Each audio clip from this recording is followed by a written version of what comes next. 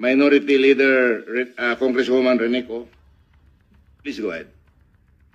Good morning to the Vice President. Good morning to my colleagues. I'd like to take off po sa questioning na ni Representative Tino. Meron po kasing minention na list of destinations na tinake ni Vice President this year under Travel Authority. But we like to take note na in a press conference of the Office of the Vice President, meron pong security and staff na kasama si Vice President. So can we ask po, no, paano po pinopondohan yung pagpunta, flight and accommodations ng staff and security ng OVP? Madam Chair, may I be allowed to ask a question?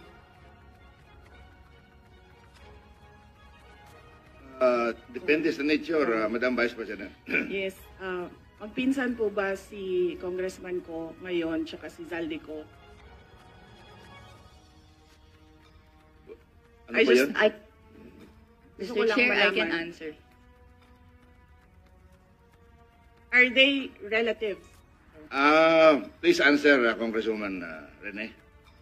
I have no familiar relation po to Zaldico or to Representative Zaldico or any of their relatives po. Thank you, Madam Chair.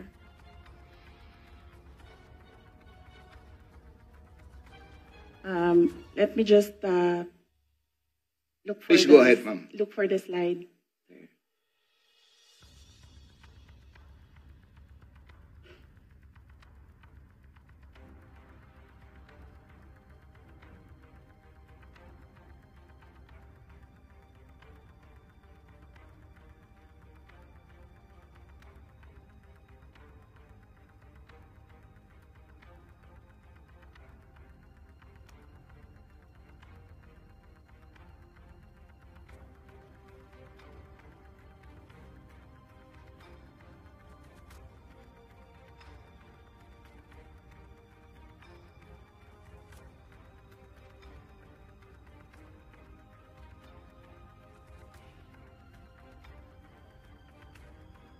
So, Madam Vice Chair. President, please go ahead. Yes. So, we are talking about international travels, no, as of July 31. So, for two travels in Southeast Asia, for the security, it's 474,646.93 pesos. And for the OVP personnel, these are for two trips, 463,733.6 for a total of 938,379.99. For one trip to Australia, for the security, it's 438,383.26. And for the OVP personnel, it's 206,988 for a total of 645,371. For the Middle East and Europe, three trips, the total is for the security is 2,922,869.98. And then for the OVP personnel, that's 1,825,329.47 for a total of 4,748,199.45. For three trips in East Asia, the security budget was 1,141,937, and for the OVP personnel, 0, because they did not join these trips. And the total is 1,141,937. The total for 9 trips for both the security and OVP personnel is 7,473,887.70. Thank you, Madam Vice President. Congresswoman Ko. Mr. Chair, may we request a detailed copy of the report that the Vice President gave in relation po sa spending po ng security and staff for foreign trips abroad. We will request the Office of the Vice President to supply the committee with such record. Thank you, Madam. Yes, sir.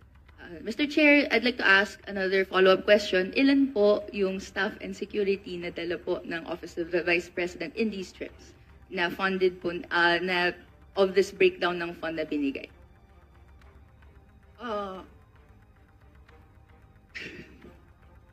Luoy na kayo mong noun, sir ba? Kanang. Madam Chair, for the security, I understand they recommend, the Armed Forces of the Philippines recommend 3 to 4 security personnel, but the Office of the Vice President only approves 2 security personnel. And for the Office of the Vice President personnel, that's 1 ceremonial and diplomatic affairs employee, 1 for MPRD, that is the media relations and public affairs division, and then 1 for as assistant to the Vice President. So those are the approved personnel who joins the Vice President in her trips. So, to clarify, Mr. Chair, these personnel in total ay sinagot ng OVP fund of totaling 7.4 million pesos sa ating mga foreign trips. Madam Chair, not all foreign trips, as I mentioned. Security is always recommended by the Armed Forces of the Philippines, but some trips do not have OVP personnel because there are only 3 trusted OVP personnel who can do the work that I demand from them, and sometimes they are not available. Okay. Congresswoman Ko. Thank you, Madam Chair. So to confirm, ito pong mga trips na to that was mentioned, are these trips personal in nature that required po yung presence ng personnel and staff? Yes, Mr. Chair, I believe, with all due respect with my colleague in the minority, I believe the question is irrelevant. Because even if the Vice President travels on her personal capacity, we cannot disassociate herself from the office of the Vice President. She's still the Vice President. Exactly. The reason for the travel is business, but she could also travel in her personal capacity, but she's still the Vice President. So I believe the question is irrelevant. With all due respect with my colleague. Mr. Chair, Thank you. Just to respond po, this is just a mere question, whether the nature of the trip is personal or business po, or whether it's official. This is a question that I'd like that could be posed, and I hope to pose po to the Madam Vice President. Madam Chair, it depends. If I have activities for the Office of the Vice President abroad, the 3 OVP personnel join the trips. But if the trip is purely personal and I do not have events for the Office of the Vice President, they do not join the trips. So in the graph, in the table that I mentioned earlier, those were the trips that the 3 personnel from the Office of the Vice President joined. But in the case of security personnel, this is something that is beyond the Office of the Vice President. It is decided by the Armed Forces of the Philippines. Thank you, Madam Vice President. Thank Congresswoman you. Ko. Thank you, Mr. Chair. Hope satisfies your question. Okay. My next question is in relation po to a line of questioning and in relation to the unqualified opinion that the COA issued to the Office of the Vice President. But after that, 60 days was provided to the Office of the Vice President to issue corrections po to certain errors made. Upon questioning the COA in its budget hearing, nagbigay po sila ng additional details kung saan may nakita daw po kasing 3.8 million pesos worth of equipment not accounted for in the OVP submission. Ito po ay mga errors found in the 2024 annual audit report. Can the Vice President explain this error po, Mr. Chair? Madam Chair, the Office of the Vice President from 2022, 2023, and 2024 received unmodified opinions from the Commission on Audit. And I would like to take this opportunity to thank all my colleagues in the Office of the Vice President for being faithful to transparency and accountability in our office. The reason why we have comments from the office, the Commission on Audit, is because of system and improvement in processes. So these are basically documentations that the Commission on Audit require of transactions. And we have already updated our manual of operations in the OVP to reflect comments from the auditors. Thank you very much, ma'am. And if you can, if possible, if that is not classified, you can give a list to the committee para kami na po magbigay doon sa minority. Thank you very much. The manual of operations, sir? Okay, sir. Let me just discuss this with the executive committee. Kasi pinaghirapan din namin dito, Sir Gawin. Baka kopyahin lang din ng minority. It's your prerogative, Madam Vice President. But in relation to that po, Mr. Chair, we would be interested in the report kung ano po yung 3.8 million pesos that required correction po doon sa COA audit report in 2024. Would that be possible po, Mr. Chair? Madam Chair, as I said, all questions about all documents inside the Commission on Audit is best to be directed to the auditors or the representatives of COA in the budget hearings. Thank you. But with all due respect, to follow up that po, the COA specifically sought correction because po may nakita pong 3.8 million pesos that is not accounted for in the submission by the OVP. So the burden of the submission is actually with the following agency.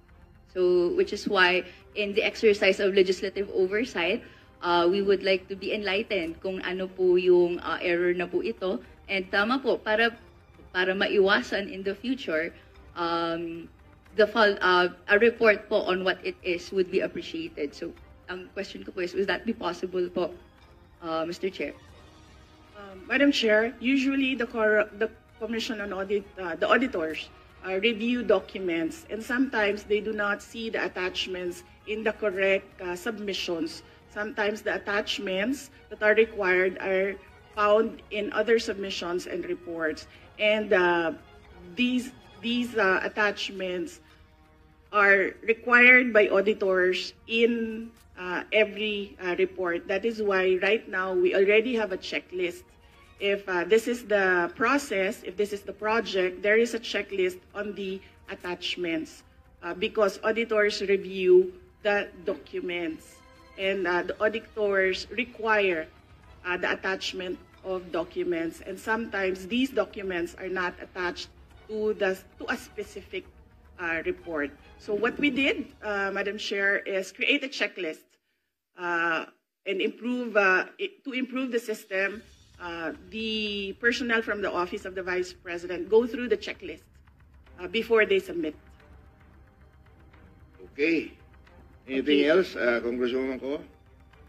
Just to clarify, therefore, dahil po naibigay yung explanation na yon, is the Office of the Vice President explaining that this is the explanation for that 3.8 million necessity for correction? This is the explanation why we have an unmodified opinion. Wala po silang nakitang nawawala. Nawawala po yung papel dahil naka-attach siya sa ibang document. At ang gusto ng COA ay specific yung mga dokumento na ina-attach per submission. In the interest of time, ako na lang mag-volunteer niyan na Congresswoman ko. Hingin ko sa COA yung detalya ng 3.8 kung gusto mo. I promise to give it to you in this possible time. Thank you very much. Thank you very much for that response. My next question would be in relation po, we're asking this question po, Mr. Chair, dahil kung may necessity for correction for this 2024 audit report, and then meron pong other audit reports in the past that have found that there are deficiencies and delays, gusto nating hindi na pong mangyari siya. Can I ask Mr. Chair, what assurance do the people have na sumusunod na ngayon ang Office of the Vice President sa guidelines on disbursement and other proper fiscal procedures, given that there were reports last year that hindi po ito na sunod po according to procurement guidelines po? Mr. Chair, again, with all due respect with my colleague, the Office of the Representative Vice Sontai, President please review wait. and on Please wait to be modified. acknowledged. Order, please. You're not acknowledged. Please wait to be acknowledged by the chair. We'll let the Is that the last question, Madam Vice President? We'll let the Madam Vice you have the President option to respond. Respond or not. My apologies, Vice Chair Pepito Alvarez. May I request for an orderly conduct of the hearing for the members to please wait to be acknowledged by the chair before you make a statement. Thank you very much.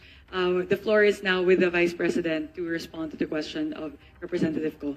Yes, Madam Chair, as I said earlier, I don't know if everyone heard it, every time we receive a comment from an auditor, we update our manual of operations. In order no missing items would be in the next expenditure program. Is that correct? Yes, sir. Thank you very much. Congresswoman Ko, that winds up your Thank questioning. you for that response, Mr. Chair. This will be my last question po. Okay. In relation po doon sa ibang mga items in the budget before,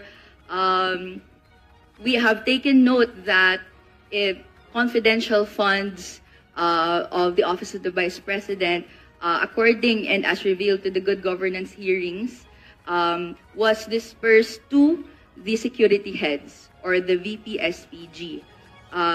May I ask po, bakit po dispersed siya to the VP-SPG or the security heads, pero ang nakalagay sa Joint Circular Number 2015-1 issued by DBM and COA that it should be dispersed to the Special Disbursing Officer? Madam Chair, this is the confidential funds is a subject of impeachment proceedings. Is a subject of the articles of impeachment from the House of Representatives, and I would not like to discuss the defense strategy, particularly because the prosecutors will come from the House of Representatives. Okay, Mr. Chair, my final question. No, Ito na I'm po sorry. yung last one. I'm Hindi sorry. na po siya That's part the of last question. individual- Madam Yes, Chair. I'm po, sorry. Mr. Chair. I'm sorry, that's the last question. Madam Chair, may I be recognized? Yes, Senior Deputy Minority Leader. I move that we terminate the budget hearing on the proposed budget. Second. Second the motion. Second. Budget hearing for the Office of the Vice President is hereby terminated. Thank you very much. Thank you very much to Her Excellency, the Vice President, Sarah Zimmerman Duterte, and to all the members of the Committee on Appropriations for today's hearing. Thank you very much po, Madam Vice President. May I solicit another motion from the body? Madam Chair, I move to suspend the hearing until 1:30 p.m. Second today. the motion, To Madam give Chair. way to the hearing.